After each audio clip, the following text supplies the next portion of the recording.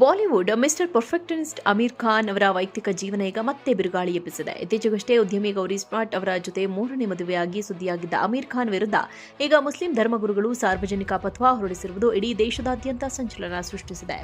61 ವರ್ಷದ ಅಮೀರ್ ಖಾನ್ ಕಳೆದ ಜುಲೈ 5ರಂದು ಮುಂಬೈನ ತಮ್ಮ ನಿವಾಸದಲ್ಲಿ ವಿಶೇಷ ವಿವಾಹ ಕಾಯ್ದೆಯಡಿ ಗೌರಿ ಸ್ಮಾರ್ಟ್ ಅವರನ್ನ ಸರಳವಾಗಿ ವಿವಾಹವಾಗಿದ್ದರು. ಆದರೆ ಈ ಮದುವೆಯ ಬೆನ್ನಲ್ಲೇ ದಾರುಲ್ ಇಫ್ತಾದ ಮುಖ್ಯಸ್ಥ ಮುಫ್ತಿ ಮೌಲಾನಾ ಇಬ್ರಾಹಿಂ ಹುಸೇನ್ ಅವರು ಅಮೀರ್ ಖಾನ್ ವಿರುದ್ಧ ಫತ್ವಾ ಹೊರಡಿಸಿದ್ದಾರೆ. ಇಸ್ಲಾಮಿಕ್ ಶರಿಯಾ ಕಾನೂನಿನ ಪ್ರಕಾರ ಮುಸ್ಲಿಂ ಪುರುಷರು ಮುಸ್ಲಿಮೇತರ ಮಹಿಳೆಯರನ್ನ ವಿವಾಹವಾಗಲು ಅವಕಾಶವಿಲ್ಲ. ಒಂದು ವೇಳೆ ಮದುವೆಯಾಗಬೇಕಿದ್ರೆ ಆಕೆ ಇಸ್ಲಾಂ ಧರ್ಮ ಸ್ವೀಕರಿಸುವುದು ಕಡ್ಡಾಯ, ಇಲ್ಲದಿದ್ದರೆ ಆ ಮದುವೆಗೆ ಧಾರ್ಮಿಕ ಮಾನ್ಯತೆ ಇರುವುದಿಲ್ಲ ಹಾಗೂ ಅದು ದೊಡ್ಡ ಪಾಪ ಎಂದು ಧರ್ಮಗುರುಗಳು ಅಭಿಪ್ರಾಯಪಟ್ಟಿದ್ದಾರೆ. ಅಲ್ಲದೆ ಈ ಮದುವೆಯಾದವರು ತಕ್ಷಣವೇ ಅಲ್ಲಾಹನ ಮುಂದೆ ಪಶ್ಚಾತ್ತಾಪಪಟ್ಟು ಆ ಕೃತ್ಯದಿಂದ ದೂರ ಸರಿಯಬೇಕು ಎಂದು ಫತ್ವಾದಲ್ಲಿ ಉಲ್ಲೇಖಿಸಲಾಗಿದೆ. ಸದ್ಯ ಈ ಫತ್ವಾ ಸುದ್ದಿ ಸೋಷಿಯಲ್ ಮೀಡಿಯಾದಲ್ಲಿ ಬೆಂಕಿ ಹಚ್ಚಿದ್ದು ನೆಟ್ಟಿಗರು 2 ಬಣಗಳಾಗಿ ಭೀಕರ ಚರ್ಚೆ ನಡೆಸ್ತಾ ಇದ್ದಾರೆ. ಕೆಲವರು ಧಾರ್ಮಿಕ ನಿಯಮಗಳನ್ನು ಎತ್ತಿ ಹಿಡಿಯುತ್ತಿದ್ರೆ, ಇನ್ನು ಕೆಲವರು ವೈಯಕ್ತಿಕ ಸ್ವಾತಂತ್ರ್ಯ ಮತ್ತು ಅವರ ಮದುವೆಯ ಆಯ್ಕೆಯನ್ನು ಗೌರವಿಸಬೇಕು ಎಂದು ಅಮೀರ್ ಪರ ಬ್ಯಾಟ್ ಬೀಸ್ತಾ ಇದ್ದಾರೆ.